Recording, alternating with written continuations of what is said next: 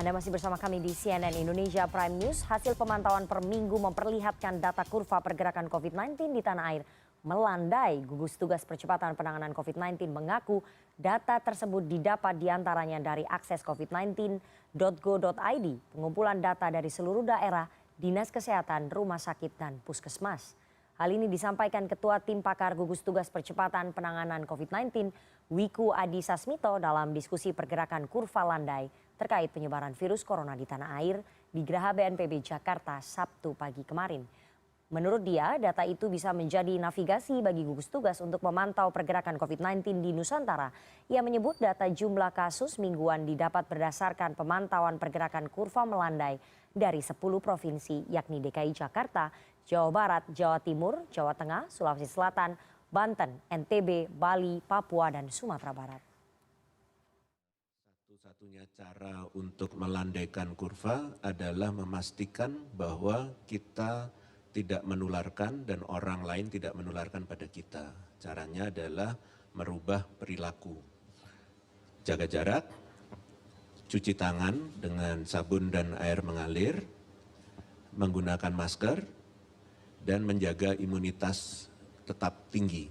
Itu adalah gerakan bersama-sama seluruh masyarakat di Indonesia. Kalau kita semua melakukan hal yang sama, maka virus itu tidak akan mampu menulari antar manusia yang ada di kita. Tidak semua data kematian pasien dalam pengawasan selama pandemi COVID-19 tercatat dengan baik oleh Pemda Daerah Istimewa Yogyakarta. Sejumlah PDP tak terdata, bahkan ada pasien yang dinyatakan negatif virus corona tanpa melewati uji laboratorium. Berikut ini adalah liputan kolaborasi jurnalis dari sejumlah media di Yogyakarta yang berbasis jurnalisme data. Pemakaman pria 47 tahun berinisial BS, warga Ngaglik, Sleman, Daerah Istimewa Yogyakarta ini sempat menjadi perhatian publik Yogyakarta awal April lalu. Sebab selama dinyatakan sebagai pasien dalam pengawasan oleh sebuah rumah sakit swasta di Sleman, ia tak pernah diisolasi dan diminta mengisolasi diri sendiri di rumah.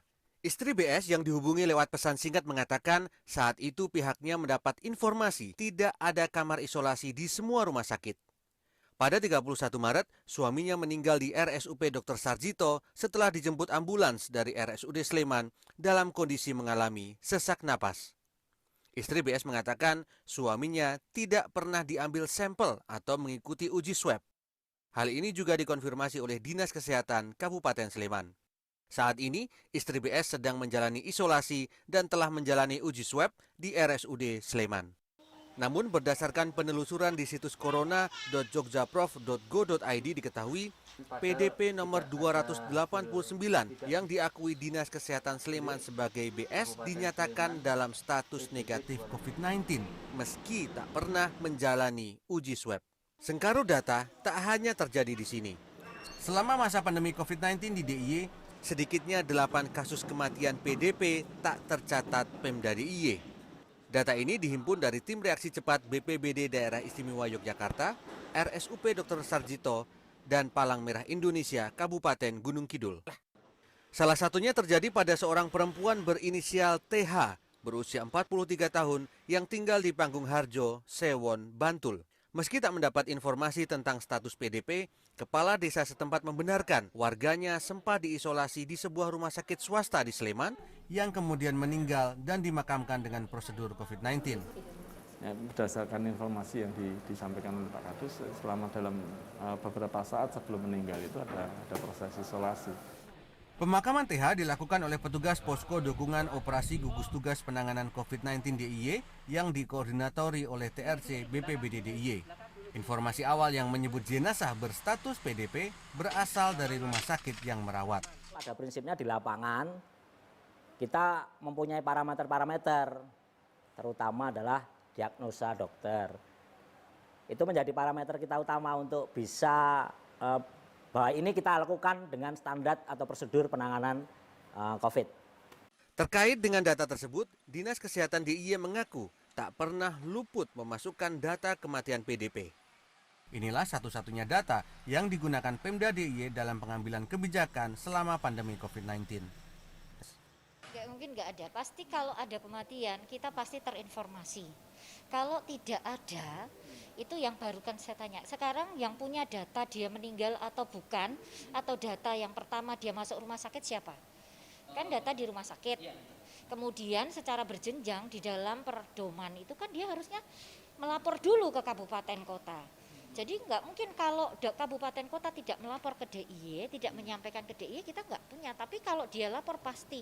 Dan saya pertanyakan juga, kalau dia kemudian tidak ada datanya, berarti kabupaten kota tidak mendata. Ya toh?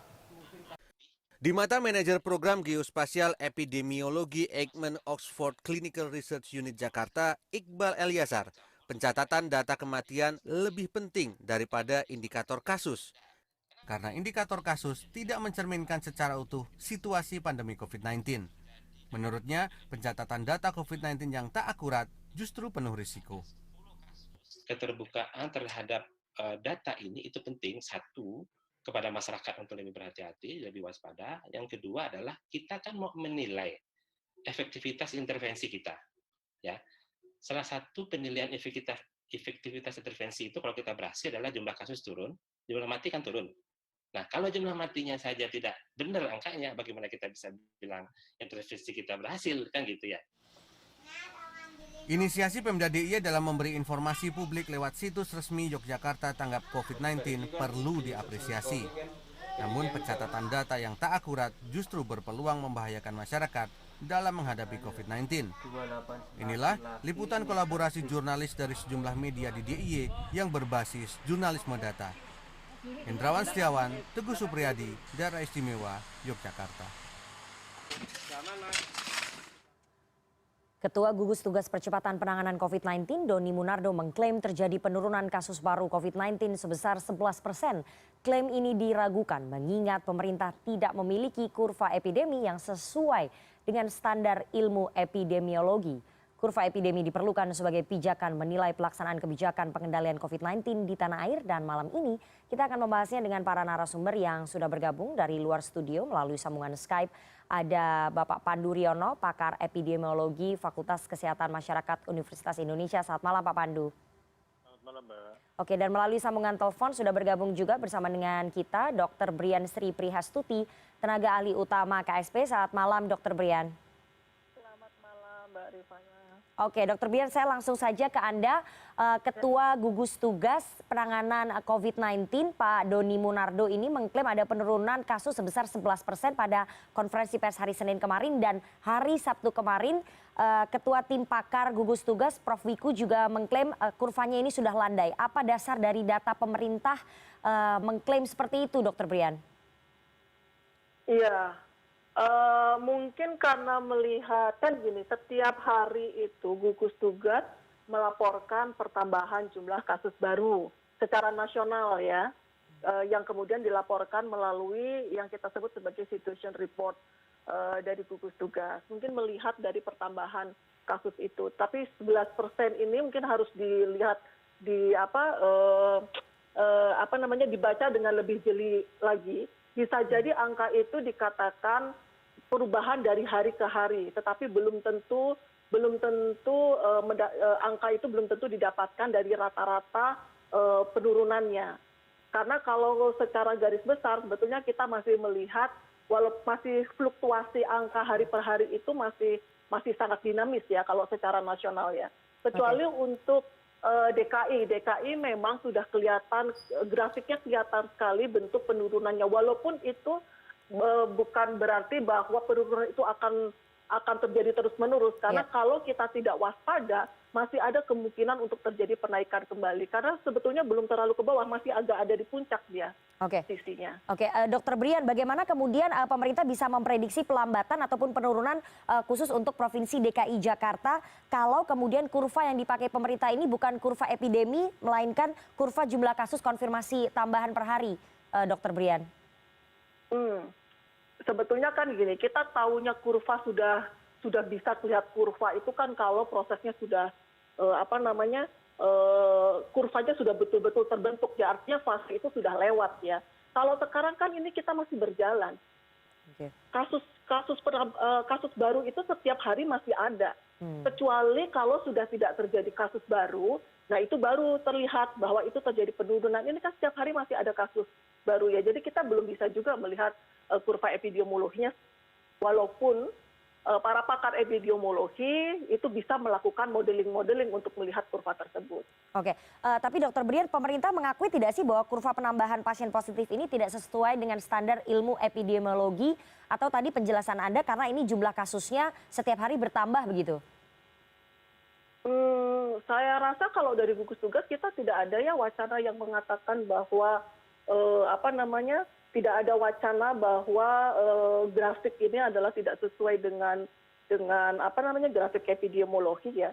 Karena setiap hari masih diikuti terus pertambahan kasusnya.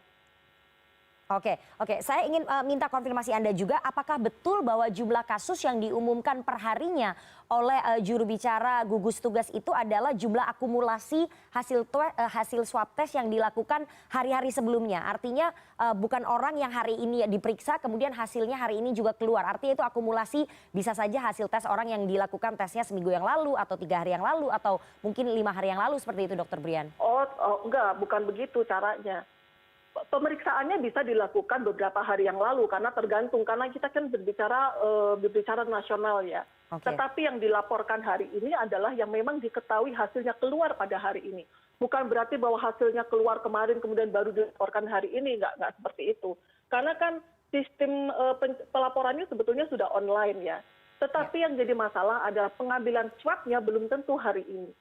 Ya, karena kan ini kita pemeriksaan swab itu dilakukan sekarang itu sekitar ada 49 laboratorium yang tersebar di beberapa tempat di Indonesia.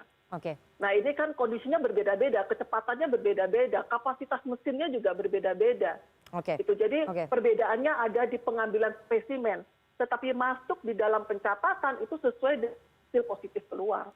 Saya mau tanya ke Pak Pandu. Pak Pandu, tadi Dr. Brian sudah menjelaskan bahwa perbedaannya ada pada saat pengambilan spesimen, tapi pada saat pencatatan itu pasti selalu sesuai dengan pada saat hasil itu keluar begitu. Jadi tidak ada perbedaan. Apa sebetulnya menurut Anda dan juga teman-teman pakar epidemiologi melihat kurva harian yang disampaikan oleh pemerintah dengan kurva yang Anda dan juga teman-teman itu sampaikan, Pak Pandu? Iya, kalau kita menganalisisnya begini, bahwa antrian lab itu terjadi. Jadi hari ini adalah laporan hasil laboratorium. Mungkin saja kasus itu sudah 3 hari atau 5 hari yang lalu, ya kan? Jadi yang penting adalah ini kasus yang hanya dilaporkan hasil labnya. Dan misalnya kemarin di Jawa Timur itu meningkat drastis. Nah itu dari gugus tugas Jawa Timur menyatakan bahwa ini adalah kasus-kasus lama yang baru keluar hasilnya. Jadi tidak mungkin terjadi peningkatan yang drastis seperti itu. Nah ini satu contoh bahwa memang kapasitas lab kita masih terbatas sehingga antrian ini masih terus terjadi. Kalau memang kita bisa meningkatkan, mungkin antriannya akan makin pendek. Mungkin sehari atau 2 hari paling lama hasilnya sudah keluar. Dengan demikian kita bisa mengamati perjalanan kenaikan kasus ini atau penurunan kasus ini. Itu yang menjadi dasar kenapa belum terbentuk atau sulit mencermati bagaimana pembentukan kurva ini. Tapi kita sudah mengantisipasi. Kita juga melihat berapa jumlah testing, berapa jumlah tren peningkatan PDP. Jadi jangan hanya melihat satu tren kasus saja. Ingat, yang kita lihat adalah trennya, bukan jumlahnya. Kalau kita ada seperti itu, kita sudah bisa membentuk kurva. Seperti kurva DKI sudah menurun, sudah kelihatan puncaknya. Kurva yang lainnya belum mencapai puncak. Misalnya 2 DKI masih terus mendaki. Nah ini yang menurut saya memang kita sedang membentuk kurva. Nanti kita akan lanjutkan perbincangan kita. Tadi Dr. Brian sudah menyampaikan bahwa kurvanya ini masih fluktuatif untuk seluruh Indonesia terkait dengan COVID-19. Mengapa itu bisa terjadi? Kita akan tanya nanti ke Pak Pandu Riono seusai jeda. CNN Indonesia Prime News segera kembali sesaat lagi.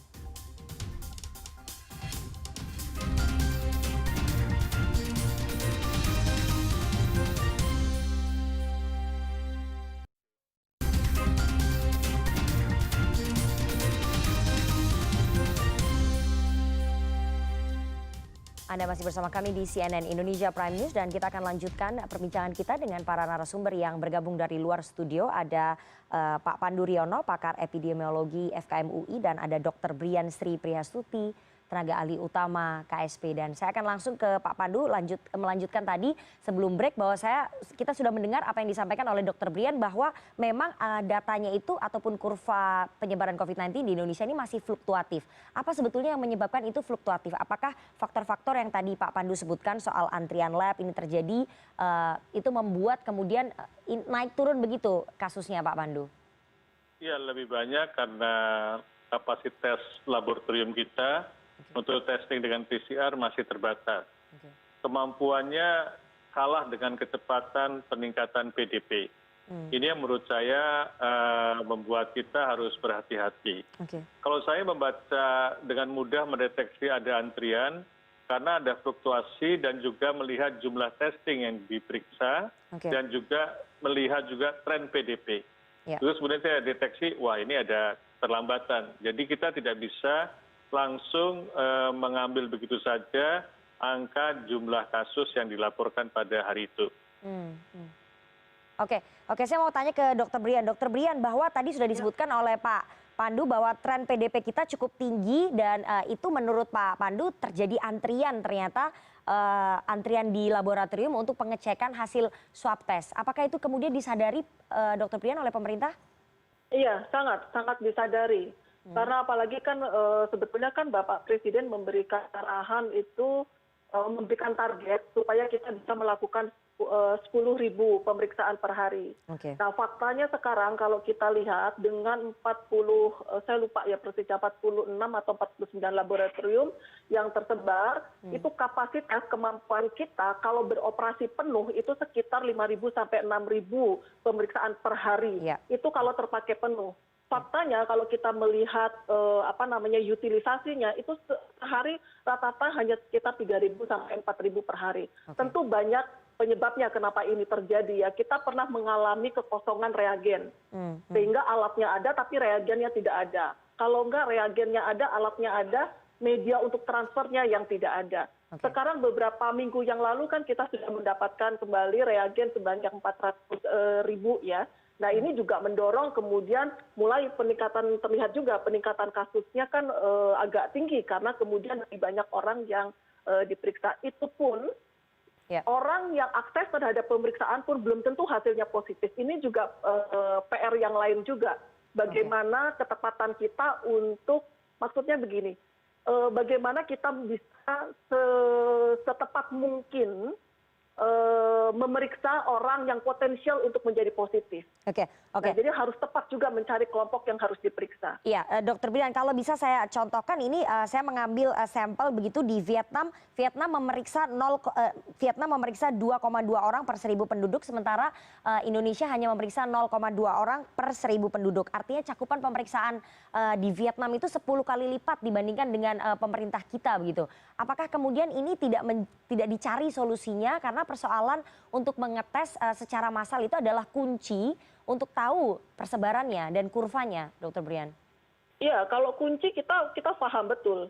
Makanya Bapak Presiden mendorong untuk target 10.000 itu karena kita tahu ini memang kunci. Karena hanya dengan bisa mengetahui status terinfeksinya seseorang, maka kita bisa segera mengambil tindakan seseorang itu perlu diisolasi atau tidak, dan kemudian perlu diambil tindakan pengobatan atau tidak. Kalau untuk pengobatan orang yang bergejala itu mungkin akan lebih mudah, karena orang yang sakit apalagi semakin berat, dia akan voluntary akan mencari pertolongan untuk pemeriksaan dirinya. Tetapi yang gejalanya ringan ini cenderung untuk tidak datang untuk memeriksakan. Kita sangat menyadari situasi itu. Tetapi kondisi Vietnam dengan Indonesia tentu saja berbeda, karena wilayah kita yang sangat luas, sangat tersebar begitu ya. Kemudian tadi kita juga kebutuhan reagen kita akan sangat banyak begitu, dan reagen ini kan sampai sekarang itu kita masih tergantung dengan reagen dari luar. Walaupun ini sudah pemerintah mendorong supaya kita bisa memproduksi reagen di dalam negeri. Bio Farma menyatakan sedang mengembangkan itu. Mudah-mudahan mereka berjanji bahwa sekitar pertengahan Juni atau akhir Juni reagen dalam negeri sudah bisa diproduksi, tapi jumlahnya juga terbatas, kemampuannya hanya 50.000 per minggu ya produksinya. Jadi kita punya banyak kendala, memang harus diakui itu. Saya rasa PR kita sekarang bersama adalah apa yang bisa kita lakukan untuk bisa mendeteksi sebanyak mungkin orang yang terinfeksi dan diisolasi, tetapi dengan keterbatasan PCR yang kita miliki, keterbatasan reagen yang kita miliki. Itu mungkin menjadi PR kita bersama ya. Oke, Pak Pandu, sudah dijawab tadi oleh Dr. Brian bahwa itu menjadi PR bersama dari pemerintah bagaimana mengetes sebanyak mungkin orang dan hasilnya itu bisa cepat keluar di lab-lab yang memang ditunjuk oleh pemerintah. Tapi saya mau tanya Pak Pandu bahwa Anda dan juga teman-teman epidemiolog itu membuat analisa ataupun mencoba membaca kurva yang dibuat oleh pemerintah begitu. Sebetulnya seberapa penting sih kurva epidemi ini bagi panduan pemerintah menentukan ataupun merumuskan kebijakan begitu Pak Pandu? Ya, karena penting sekali karena pemerintah itu sudah memikirkan kapan pelonggaran. Nah, kita kan harus punya indikator epidemiologi. Indikator epidemiologi yang dianut oleh semua negara adalah penurunan jumlah kasus yang terkonfirmasi, penurunan jumlah suspek atau PDP, penurunan kematian dalam waktu periode paling tidak 14 minggu. Itu salah satu penting. Jadi statistik itu dalam epidemiologi sangat penting karena jangan sampai pemerintah kemudian melonggarkan, kemudian terjadi lonjakan kasus lagi. Jadi harus diketatkan lagi. Nah ini kan tidak bijak kalau ada kebijakan seperti itu. Kita mendorong, membantu pemerintah supaya pemerintah betul-betul ketika mengambil keputusan, itu keputusan yang tepat. Oke, Dr. Brian, bagaimana tanggapan Anda bahwa memang kebijakan yang diambil oleh pemerintah itu harus tepat karena berdasarkan data statistik ilmiah yang tadi disebutkan oleh Pak Pandu? Iya, memang betul seperti itu. Jadi makanya kenapa kita harus selalu melihat pertambahan jumlah kasus baru dan banyak ya, semua data itu kita gali dan kita lampirkan di dalam laporan dan kemudian itu dikaji karena kalau teman-teman mengikuti setiap minggu kan Bapak Presiden itu mengevaluasi ya situasi yang terjadi. Nah sebetulnya kan evaluasi itu dengan melihat grafik tadi kita juga bisa menilai seberapa efektif intervensi yang sudah kita lakukan. Karena sejak awal tujuan seperti PSBB itu kita lakukan tujuannya kan memang untuk melandaikan kurva. Jadi kurva yang terbentuk itu sudah tanpa intervensi itu sudah akan kurva normalnya itu terbentuk, tetapi dengan kurva yang tanpa intervensi apapun, karena kita punya keterbatasan sistem kesehatan, maka kasus-kasus yang di atas sistem kesehatan itu artinya tidak bisa tertangani oleh kita.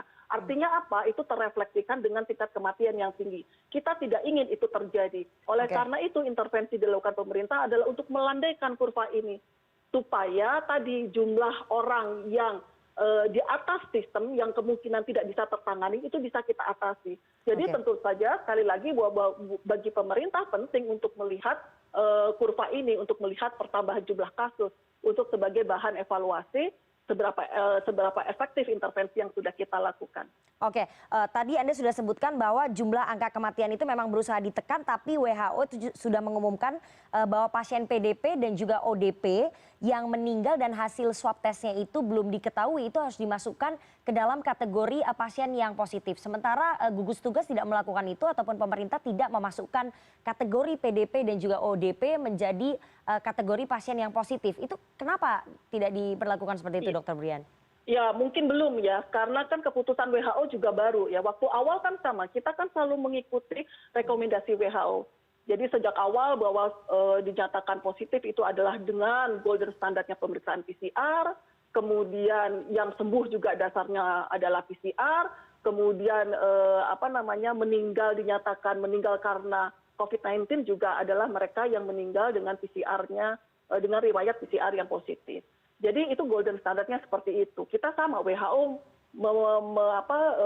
menyatakan demikian, kita juga mengikuti. Bahwa WHO kemudian berubah dengan memasukkan PDP itu tidak hanya berdasarkan pemeriksaan PCR, tetapi juga dengan pemeriksaan yang lain atau kematian. Kalau tidak salah di kematian ya, bahwa kematian yang dilaporkan itu tidak hanya kematian yang berdasarkan PCR-nya positif, tetapi juga karena dia PDP, kemudian dia meninggal walaupun belum diperiksa PCR, itu kan keputusannya baru kapan? Minggu yang lalu kalau tidak salah. Sekitar 10 hari yang lalu. Kita belum.